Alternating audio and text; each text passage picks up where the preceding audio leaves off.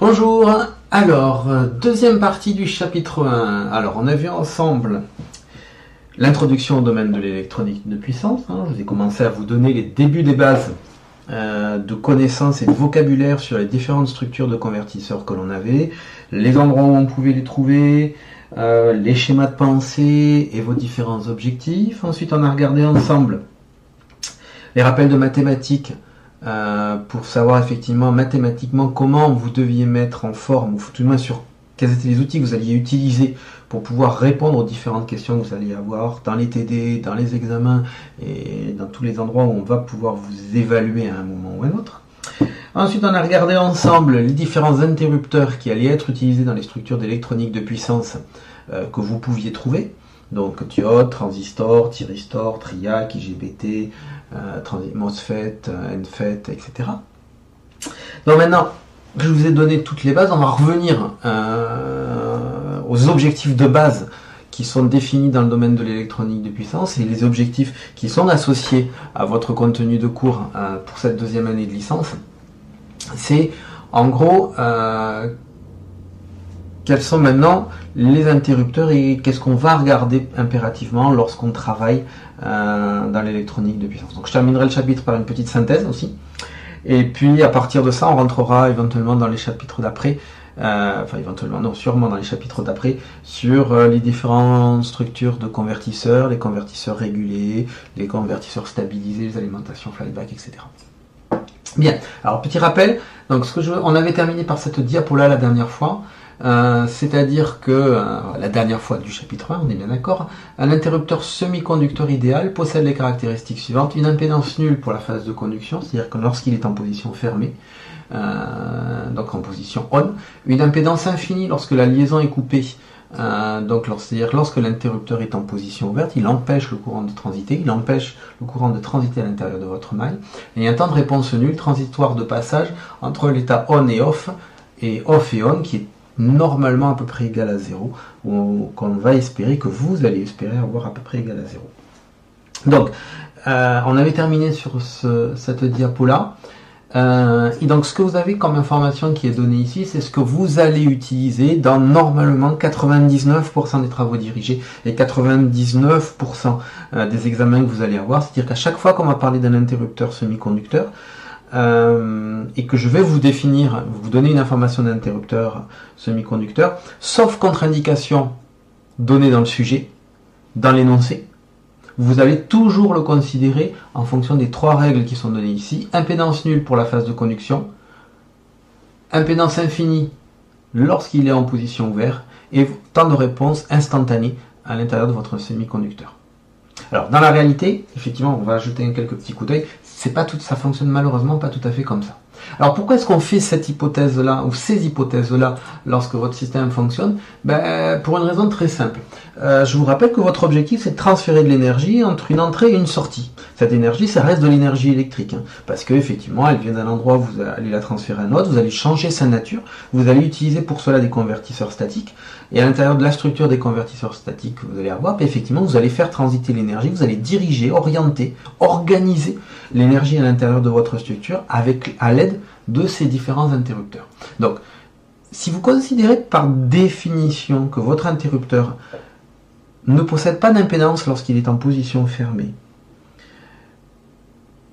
possède une impédance infinie lorsqu'il est en position ouverte, et qu'il réagit très rapidement, vous pouvez considérer effectivement que cet élément est un élément parfait. Par parfait, ça sous-entend quoi? Ça sous-entend que si je regarde les contraintes de courant et de tension appliquées à chaque instant sur l'interrupteur, mon interrupteur est en position fermée, c'est un court-circuit, ça veut donc dire qu'a priori la puissance qui sera dissipée dans le composant vaut 0. Donc ça veut dire si ça vaut 0, ça veut dire qu'il ne transfère pas de chaleur. Et c'est pour ça qu'on essaie d'une manière générale d'avoir des structures qui vont vous permettre de satisfaire ces contraintes. Or, si vous n'arrivez pas à faire ça, qu'est-ce que vous allez devoir faire? Si vous n'arrivez pas à faire ce genre de choses, votre rendement ne sera pas proche de 1. Conclusion, c'est-à-dire pour 1 watt que vous mettez à l'entrée, vous n'allez pas obtenir 1 watt en sortie. Pour 1 watt que vous avez en entrée, vous allez obtenir par exemple un demi-watt en sortie. Ça veut donc dire que votre convertisseur va devoir dissiper, dans l'exemple que je viens de vous donner, un demi-watt. Et donc voilà, la première étape que vous allez avoir, justement, si votre interrupteur ou votre structure n'est pas parfaite, c'est difficulté d'évacuer ou de dissiper les pertes si elles sont trop importantes. Regardez vos ordinateurs quand ils fonctionnent, hein, pour les fameux gamers. Plus votre ordinateur travaille vite, plus il fait un certain nombre de calculs, plus effectivement le ventilateur qui permet de dissiper la chaleur, effectivement, se met en marche. Et a besoin, et votre ventilateur tourne de plus en plus vite, justement, pour extraire de plus en plus de chaleur au fur et à mesure que votre processeur chauffe. Donc effectivement, une des contraintes que vous allez avoir, c'est la difficulté d'évacuer ou dissiper la chaleur. Alors, vous allez me dire, éventuellement, pour un ordinateur, c'est pas gênant, ça passe. Maintenant, imaginez effectivement que vous êtes dans un train, que vous êtes dans un avion, ou vous êtes dans le spatial. Existe-t-il des possibilités pour dissiper la chaleur, effectivement, lorsque vous êtes dans le domaine du spatial? Ça devient plus compliqué. Je rappelle que la plupart du temps, lorsque vous faites partir de la chaleur, cette chaleur que vous avez à l'intérieur de votre système, vous la faites partir par conduction. Donc c'est-à-dire qu'en gros, la chaleur qui est sur votre ventilateur, elle va dans l'air, puis l'air la fait partir plus loin, ailleurs. Dans l'espace, il n'y a pas d'air. Donc effectivement, on n'a pas l'effet de conduction pour transférer la chaleur. Donc là, effectivement, c'est un vrai problème, dissiper, évacuer la chaleur. Le deuxième problème, c'est aussi des problèmes de coût. Le coût des dispositifs dissipateurs de chaleur est important. Un bon conducteur thermique, c'est le cuivre, par exemple, parce qu'effectivement, ça va vous permettre de faire partir la chaleur très rapidement, sauf que ça coûte cher. Donc on remplace ça par de l'aluminium. Alors l'aluminium, c'est pas mal, hein, mais si effectivement il est un petit peu moins bon, ça veut dire qu'il va prendre plus de place. Qui dit plus de place, dit peut-être plus de poids. Dans le cas par exemple d'un téléphone portable, plus de poids, c'est un téléphone qui est plus lourd. Donc ça peut poser des problèmes. L'autre problème que vous avez, c'est le point numéro 3, la fiabilité d'un composant. La fiabilité de votre composant, votre système, il va diminuer lorsque la température augmente. Plus vous le faites chauffer, plus vous avez des chances d'avoir des pannes. L'avant-dernier point, c'est que lorsqu'on parle du domaine de l'embarqué, téléphonie, Nintendo Switch, votre voiture électrique par exemple, et si vous perdez de la chaleur, si vous perdez de l'électricité parce que votre système y chauffe, ça veut dire que vous perdez en autonomie. Et si vous perdez en autonomie, c'est bête de s'arrêter avec sa voiture en plein milieu de l'autoroute.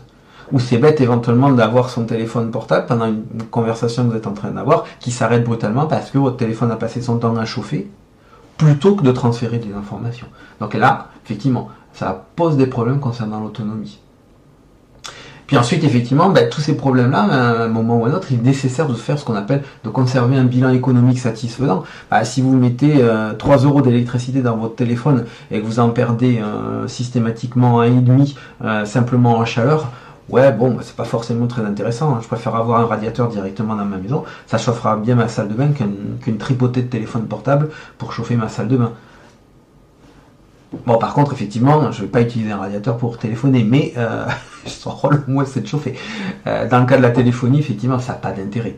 Plus votre système va chauffer, puis dissiper la chaleur, c'est aussi... non seulement c'est de l'électricité que vous mettez... c'est un coût de l'électricité que vous mettez en entrée pour ne pas avoir l'objectif final que vous désirez, mais c'est en plus de l'électricité que vous dépensez pour essayer de faire partir la chaleur. C'est un peu idiot, quoi.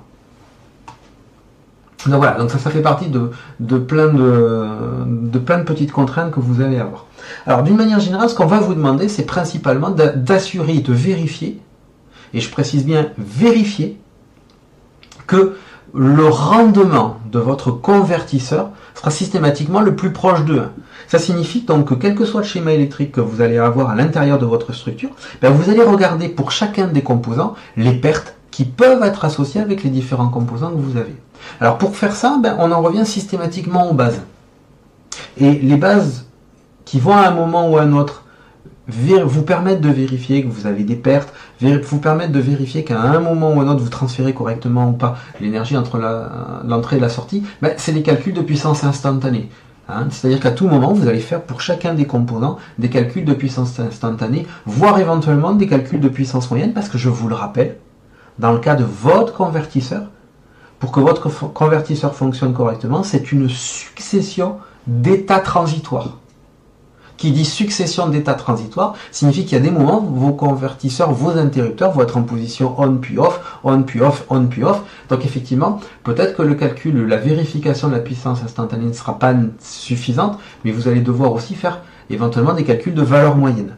Et dans tous les cas, si votre convertisseur il est parfait, et que vous ne perdez pas d'énergie entre l'entrée et la sortie, ben normalement les deux valeurs que je viens de vous donner, P de T égale V de T I de T, ou la valeur moyenne de P est égale à 1 sur T somme de 0 à T de P de T dt, donc ça c'est la valeur moyenne, dans les deux cas ces deux valeurs doivent valoir 0, soit en instantané, soit en valeur moyenne. Donc ça fait partie de l'information que vous allez devoir vérifier à un moment ou à un autre. Alors, petit quiz comme d'habitude. Donc parmi tous ces composants, lesquels sont utilisables dans les convertisseurs statiques? Diode, transistor, inductance, condensateur, résistance. Alors on est bien d'accord, hein, vous pouvez en sélectionner une ou plusieurs de réponses. À vous de jouer. Question numéro 2. Parmi ces composants, lesquels sont prohibés dans les convertisseurs statiques? Alors je rappelle que prohibé, ça veut dire interdit. Hein? Diode, transistor, inductance, condensateur, résistance. Les pertes générées sont de la puissance active, de la puissance réactive, de la puissance apparente ou de la chaleur. Vous avez le droit de choisir plusieurs solutions.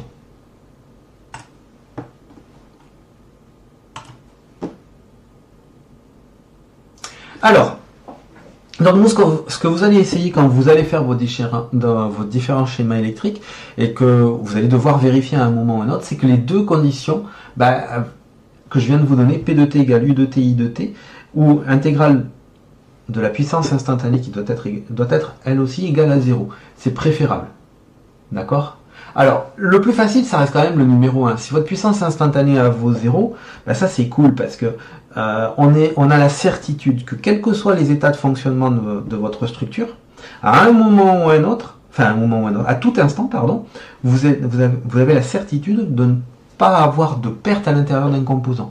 Si vous vérifiez que dans votre interrupteur, il y a présence de courant ou présence de tension, l'un ou l'autre, mais pas les deux en même temps, je précise bien l'un ou l'autre, et surtout pas les deux en même temps, ça veut dire que votre puissance instantanée est nulle à tout instant. Donc ça c'est génial. Alors après, effectivement, il y a d'autres cas qui peuvent tomber. Alors dans le premier cas, c'est ce que je viens de vous dire, il suffit que I de T et V de T soient nuls à tout instant. C'est la fonction interrupteur parfait, et ça on adore. Donc voilà un exemple, par exemple de puissance instantanée. Donc je vous ai représenté donc, sur les différents graphiques qui vont arriver là, donc les calculs de puissance. Donc vous avez donc la tension V de T, la tension aux bandes de votre interrupteur, I de T, le courant qui transite dans votre interrupteur, et P de T, je vous fais le calcul de la puissance instantanée. Et qu'est-ce que je dis? Je dis, je vais faire varier mon interrupteur entre un état off, donc votre interrupteur est entièrement ouvert, vers un état on, votre interrupteur est conducteur, vers un état off, mon interrupteur est entièrement ouvert. Et donc je vais considérer dans un premier temps que mon interrupteur est parfait. Donc si je reprends les règles que je vous ai données tout à l'heure, en position off, normalement, j'ai de la tension en bande de mon interrupteur, je n'ai pas de courant.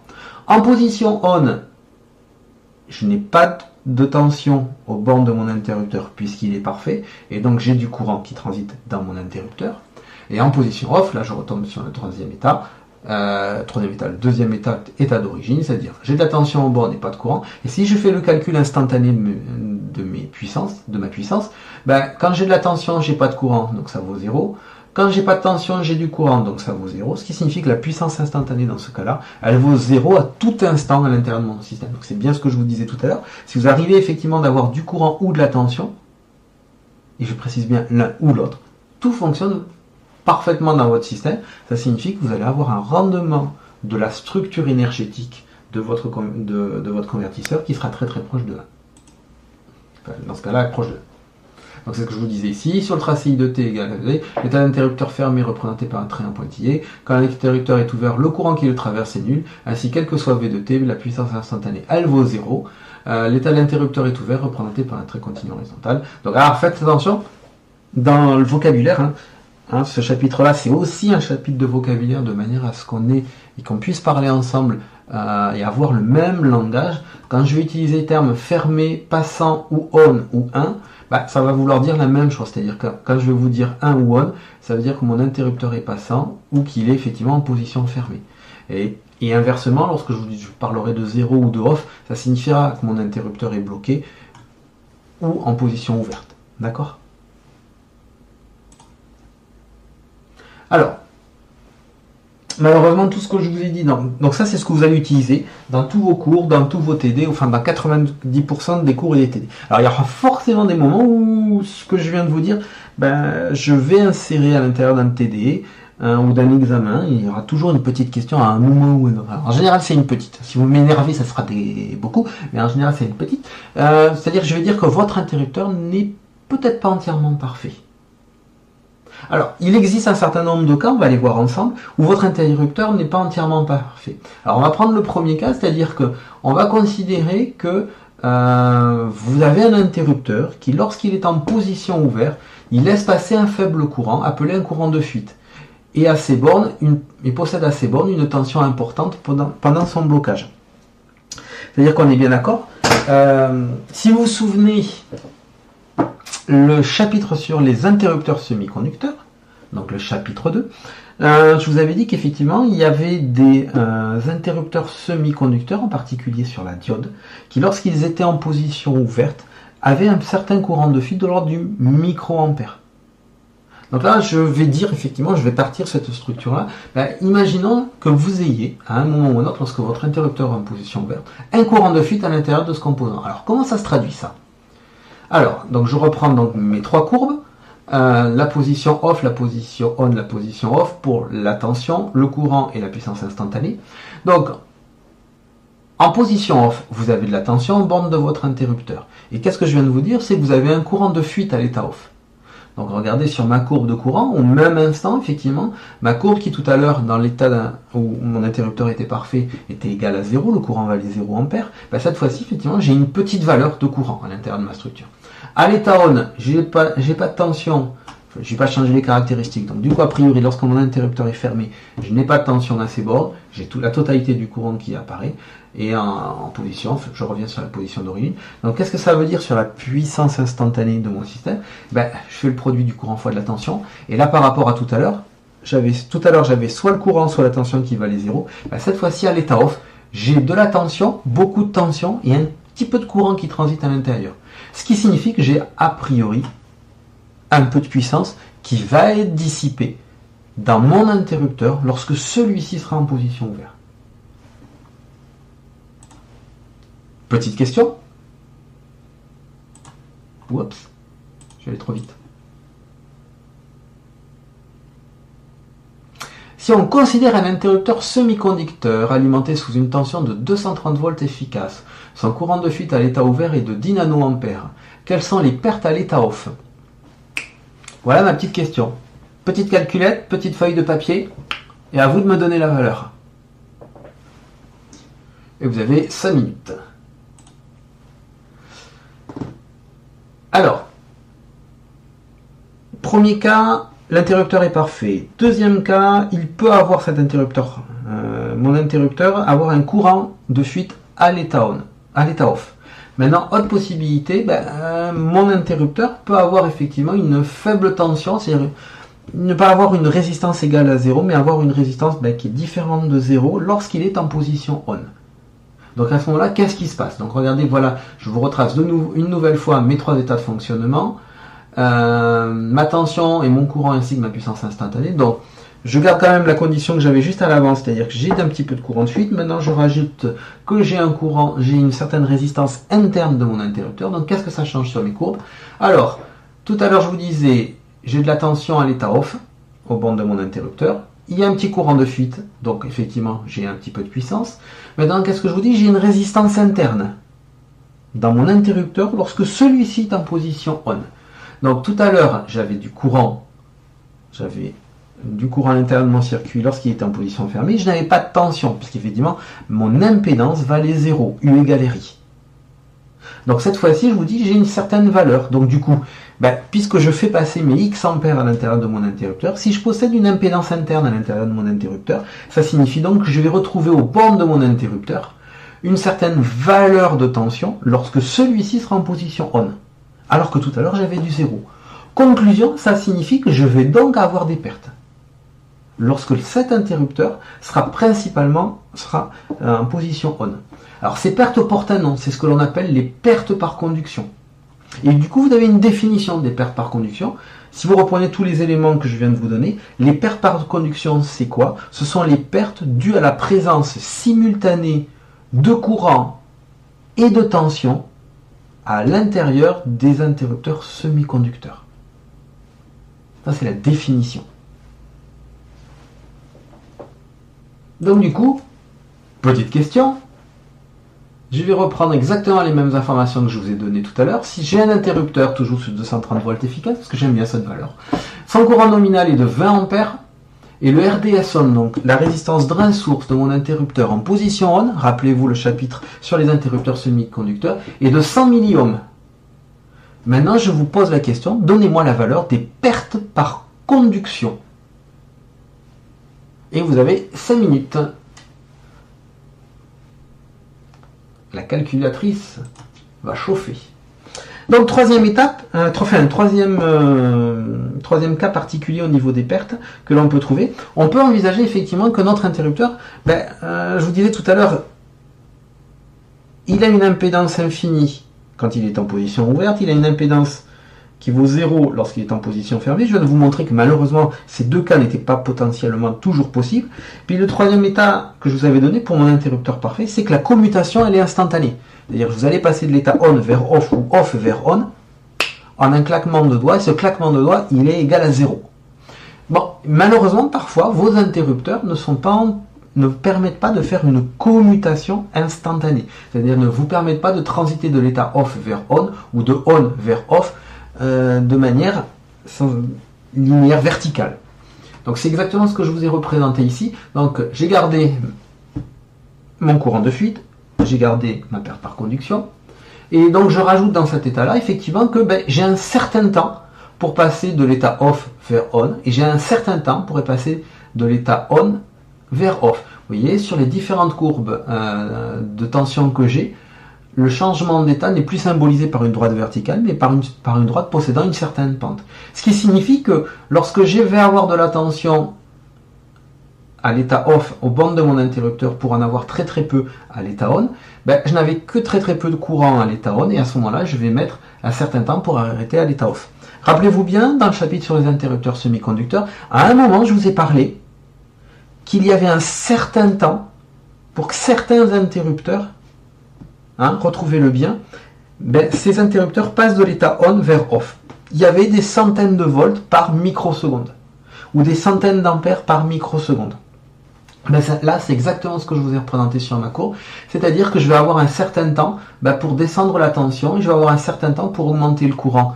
Là, c'est pour le passage de off vers on. Et ensuite, effectivement, je vais mettre un certain temps pour faire croître ma tension, c'est-à-dire, et un certain temps pour faire décroître mon courant, c'est-à-dire pour faire transiter mon interrupteur de la position on vers off, c'est-à-dire arrêter mon interrupteur. Donc ça veut dire, si vous faites le produit des deux courants, de la présence simultanée de courant et de tension à l'intérieur, de courant et de tension à l'intérieur de mon interrupteur pendant ces temps, effectivement, vous allez repérer ces petites courbes que je vous ai symbolisées ici. Moi, j'appelle ça personnellement des oreilles de chat, parce que je trouve que ça fait mignon. Mais c'est exactement ce que vous avez à l'intérieur de mon système, c'est-à-dire qu'effectivement, vous avez des variations de courant, des variations de puissance qui peuvent être parfois assez importantes à l'intérieur de mon interrupteur, alors qui par contre ne durent pas très très longtemps. Donc c'est-à-dire que vous avez de la puissance, mais pas forcément de l'énergie. Mais, attention, ça peut être dangereux. Donc ces pertes-là portent un nom, c'est ce qu'on nomme les pertes par commutation. Donc là aussi, comme pour tout à l'heure, les pertes par conduction, vous avez une définition. Les pertes par commutation, ce sont les pertes dues à la présence simultanée de courant et de tension lors du changement d'état de vos interrupteurs, du passage de off vers on et de on vers off. Donc attention, dans tous les cas, les définitions correctes que je vous donne pour les pertes par commutation et les pertes par conduction, c'est dû à la présence simultanée de courant et de tension, soit lorsque votre interrupteur est en position on, soit lorsqu'il change d'état. D'accord ? Attention aux définitions. Et donc là, comme pour tout à l'heure, petite question, je reprends les mêmes les mêmes points de départ que vous avez. J'ai un interrupteur semi-conducteur sous 230 volts, il a un courant de fuite à 10 nanoampères, son courant nominal est de 20 ampères, donc là je reprends toutes les caractéristiques que je vous ai données tout à l'heure, et je dis la chose suivante. Son temps de commutation est de 10 microsecondes. Donc c'est-à-dire que pour passer de l'état on vers off ou off vers on, il va mettre 10 microsecondes. Maintenant ma question, ou mon interrogation, ma question, c'est quelles sont les pertes par commutation à l'intérieur de mon interrupteur semi-conducteur. Allez, à vous de sortir la calculette, la feuille de papier pour trouver la bonne réponse. Et vous avez 5 minutes. Donc ça veut donc dire que malheureusement quand vous allez appliquer à l'intérieur de mon système un interrupteur réel, ben voilà, la puissance instantanée n'est rarement égale à 0. Ces composants travaillent en général à de très hautes fréquences. L'énergie qui est par la suite transformée en chaleur peut être très élevée. Alors donc d'une manière générale, pour résoudre ces styles de problèmes, ben, on utilise... Alors c'est ce que vous avez dans les PC, ce que j'appelle moi les PC de gamer. Évacuer la chaleur produite par un radiateur ou un fluide caloporteur. C'est vrai que les fameux, mais pour ceux d'entre vous qui sont des gamers dans l'âme, vous allez passer votre temps à un moment ou un autre à avoir un petit radiateur, pas un radiateur, un petit réfrigérateur à l'intérieur de votre ordinateur qui va effectivement retirer le surplus de chaleur de votre processeur. Donc ça c'est effectivement la méthode, j'allais dire, assez classique. Hein. Il y a de la chaleur dans un coin, je la prends, je la déplace et je l'envoie ailleurs. Donc ça c'est le schéma classique. Voire éventuellement il y a des méthodes plus intelligentes et qui rentrent effectivement beaucoup plus dans le domaine de l'électronique de puissance. C'est-à-dire la possibilité de retarder la montée en tension en plaçant un condensateur en parallèle avec l'interrupteur et ou retarder la montée en courant en plaçant dans le système une inductance en série. C'est ce qu'on appelle les circuits d'aide à la commutation. Alors, si vous vous souvenez bien des définitions que je vous ai données, les pertes d'une manière générale, c'est parce que vous avez une présence simultanée de courant et de tension. Si vous n'avez pas de présence simultanée de courant et de tension, ça veut donc dire que vous n'aurez pas de perte. Parce que, effectivement, il va vous manquer un des deux paramètres vous permettant de faire le produit P de T fois I de T. Et donc ça, effectivement, ça peut être un élément intéressant parce que vous savez que vous pouvez, avec un courant, avec une bobine ou un condensateur, faire un déphasage de plus ou moins pi sur 2. Ce qui signifie qu'en plaçant un condensateur ou une bobine à un endroit stratégique, je dirais, à l'intérieur de votre structure, vous pouvez retarder ou avancer une montée en courant, une montée en tension à l'intérieur de mon système. Du système, pardon. Et donc si vous la retardez ou vous l'avancez, là peut-être que vous allez éviter d'avoir une présence simultanée de courant et de tension à l'intérieur de votre interrupteur semi-conducteur. Donc du coup à ce moment-là, pas de présence simultanée égale pas de perte instantanée égale pas de perte moyenne. Voilà, c'est ce qu'on appelle les calques, les circuits d'aide à la commutation. Ce sont des systèmes un petit peu compliqués. Autre possibilité, c'est éventuellement utiliser, alors cette fois-ci, non pas l'effet de retardateur, de déphaseur de changeur de phase que vous avez dans la bobine de l'inductance, mais la capacité de stockage d'énergie. Parce qu'effectivement, le premier, la bobine stocke du courant, le condensateur stocke de la tension. Ça signifie que si vous aviez la possibilité éventuellement de stocker un surplus de courant et un surplus de tension à un endroit donné dans votre circuit, vous pourriez éventuellement le restituer dans l'état d'après. Donc c'est ce qu'on dit souvent, c'est qu'effectivement dans un second cas, le produit V de T, I de T peut être tantôt positif, tantôt négatif. Donc ça je vous rappelle que quand vous faites vos calculs de puissance réactive à l'intérieur, enfin quand vous faisiez vos calculs de puissance réactive à l'intérieur de votre système, vous avez déjà calculé que la puissance réactive de votre circuit, elle peut être tantôt positive ou tantôt négative, en fonction de que vous utilisez une bobine ou un condensateur. Ça vous permettait d'ailleurs, avec ce que vous avez fait avec M. Fruchier, de faire des compensations, ce qu'on appelle la compensation de facteur de puissance. Donc là, on peut utiliser le même schéma de pensée en disant, voilà, si je peux utiliser des composants réactifs, ils vont se contenter de stocker et donc de restituer cette énergie à un moment ou à un autre dans mon circuit, sans avoir à passer par mon interrupteur semi-conducteur. Donc ils vont servir d'éléments tampons.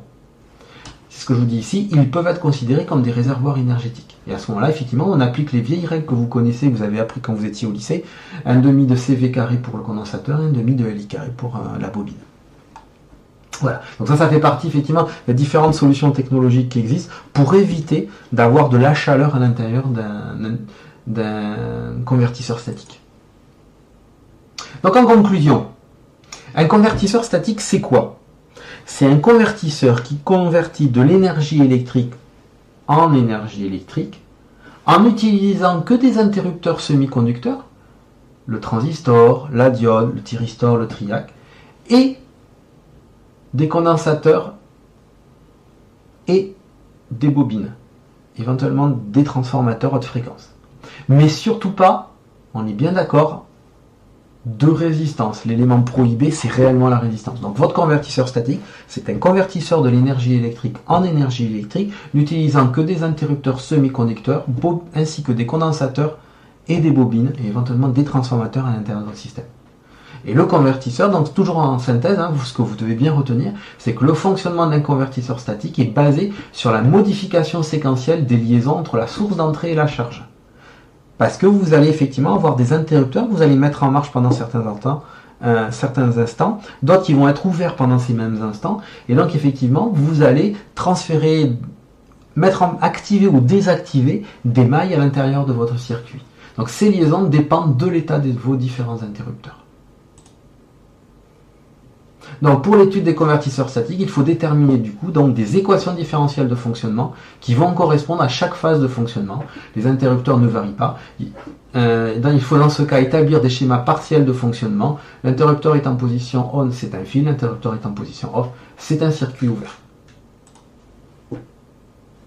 Allez, il me reste 4 petites questions. La résistance est utilisée dans les convertisseurs statiques? Ai-je le droit d'en utiliser? Oui ou non? La machine électrique, c'est un convertisseur statique ou pas? Il est possible d'utiliser un transformateur dans un convertisseur statique? Dernière question, la définition d'un convertisseur statique est un convertisseur de l'énergie électrique en énergie électrique utilisant uniquement des interrupteurs semi-conducteurs et des éléments de stockage d'énergie. Oui ou non?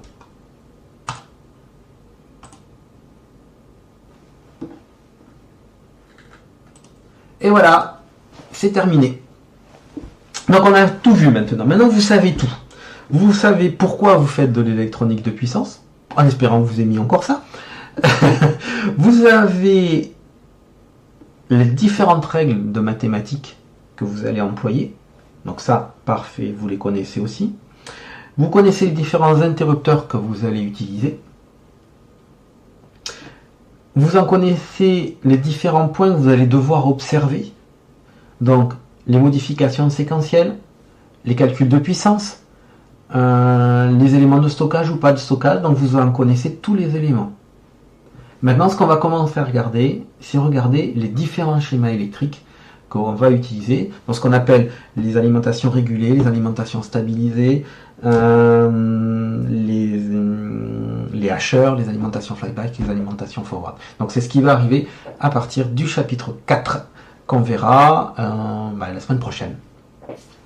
Voilà, vous savez tout. Allez, faites bien vos fiches de synthèse, répondez bien à toutes les petites questions que vous avez dans le quiz. Et lorsqu'on se revoit à mon retour, on fait tous les quiz ensemble et on fait une toute petite interrogation juste pour savoir ce que vous avez retenu.